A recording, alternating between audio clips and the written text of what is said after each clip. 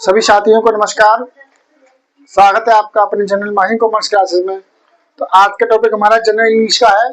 तो आज अपने जनरल इंग्लिश के टॉपिक में हम आपको बताने जा रहे हैं एक्टिव एंड पैसिव वॉइस। हमने आपको पिछली वीडियो में इंटरचेंज ऑफ सेंटेंस के बारे में बताया है और इस वीडियो में हम आपको बताने जा रहे हैं एक्टिव पैसिव के बारे में। तो पहले हम जानते हैं बेसिक चीजें एक्टिव पैसिव के बारे में, बेसिक होता क्या है एक्टिव पैसिव। ठीक है, तो वॉइस जो होती है हमारा टॉपिक क्या है, active and passive voice. Active and passive voice, ठीक है ना। तो इसमें हम कल ये सीखेंगे कि ये होते क्या है, ठीक है ना। तो मैं बता दूं कि वॉइस को हम क्या बोलते हैं, वाच्य, ठीक है ना। तो ये हमारे दो प्रकार की होती है, एक हमारी होती है एक्टिव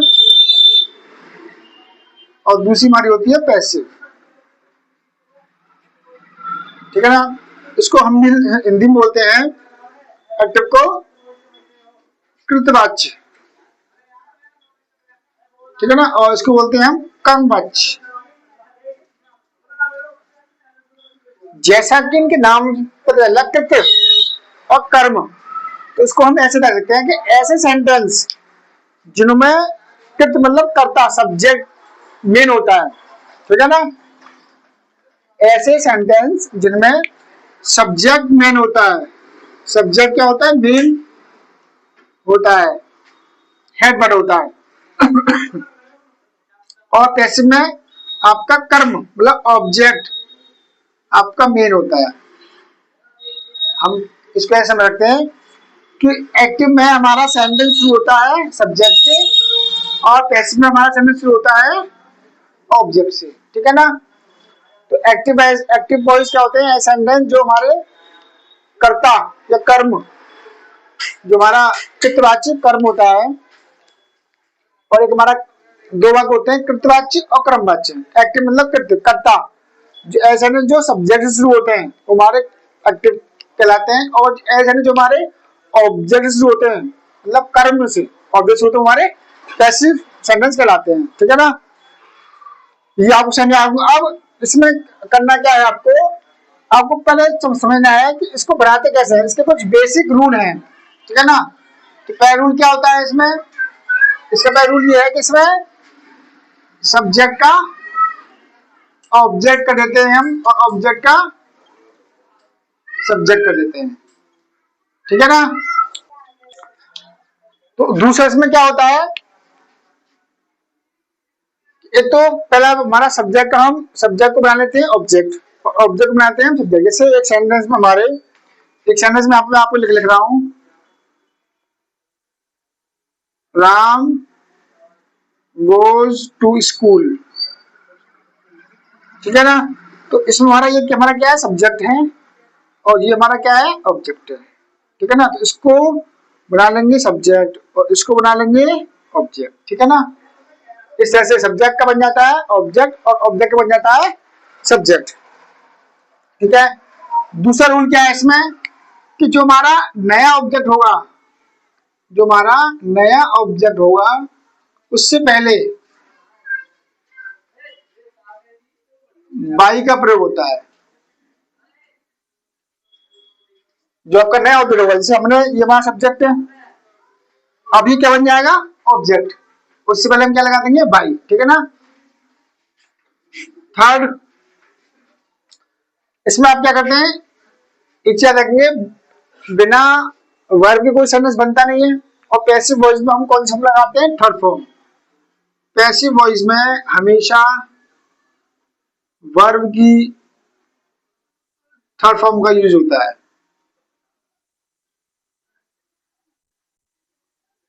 ठीक है ना। पैसिव वॉइस में हमेशा वर्ब की थर्ड फॉर्म का यूज होगा, ठीक है ना। Fourth point, intransitive verb, intransitive verb वाले सेंटेंस की पैसिव वॉइस नहीं बनती है,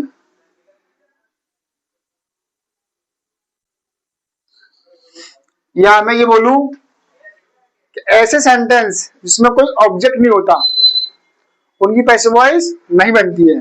जैसे अगर ये होता राम गोज, क्या होता समझ लीजिए यहाँ पर आई गो, इसमें कोई ऑब्जेक्ट नहीं है, ये इंट्रांजिटिव वर्ब है तो इसकी पैसिव वॉइस नहीं बनेगी। ठीक है ना, क्या होगा इसकी पैसिव वॉइस नहीं बनेगी। वो होते हैं इंट्रांजिटिव वर्ब। ऐसे सेंटेंस जिसमें ऑब्जेक्ट नहीं होता है हमारे इंट्रांजिटिव वर्ब वाले होते हैं, उनकी पैसिव वॉइस हमेशा नहीं बनती है। पैसिव वॉइस किसकी बनती है? ट्रांजिटिव वर्ब वालों की। ठीक है ना, जिसमें ऑब्जेक्ट होता है। पैसिव वॉइस ऑब्जेक्ट वाले सेंटेंसों की बनाते हैं। ठीक है ना, और एक ऑब्जेक्ट कैसा होता है जिसे आप देख सकते हैं, छू सकते हैं। ठीक है ना, एक ऑब्जेक्ट कैसा होता है जिसे आप देख सकते हैं, यू कैन टच एंड सी, आप देख लो छू लो, वो हमारा ऑब्जेक्ट हो जाता है। ठीक है ना, तो ये कुछ बेसिक चीज मैंने आपको बताई है। सब्जेक्ट का ऑब्जेक्ट, ऑब्जेक्ट का सब्जेक्ट, नए ऑब्जेक्ट में बाई का प्रयोग यूज होता है। पैसिव वॉइस में थर्ड फॉर्म का यूज होता है। इंट्रांजिटिव वाले सेंटेंस की पैसिव नहीं बनती है, और पैसिव वॉइस ऑब्जेक्ट वाले सेंटेंस की बनाते हैं, जिसमें ऑब्जेक्ट होता है उसकी हम बनाते हैं। अगला हमारा, इसमें हेल्पिंग वर्ब का यूज सेंटेंस के अकॉर्डिंग होता है। सेंटेंस के अकॉर्डिंग होता है, किस सेंटेंस में कौन सी हेल्पिंग वर्ब लगानी है, वो सेंटेंस में आप किस सेंटेंस की पैसिव वर्ब बना रहे हैं उसके अकॉर्डिंग निर्भर करेगा। ठीक है ना, तो ये हमारे बेसिक रूल है। अब बात करते हैं किन किन सेंटेंस की पैसिव बनती है और किन किन सेंटेंस की पैसिव वॉइस नहीं बनती है। हमारे जो टोटल सेंटेंस होते हैं, प्रेजेंट, पास्ट और फ्यूचर। ठीक है ना, तो इनके चार चार सेंटेंस बनते हैं। टोटल कितने हो गए? 12 सेंटेंस। 12 सेंटेंस एक्टिव में तो होते हैं, लेकिन हर सेंटेंस की पैसिव वॉइस नहीं बनती है।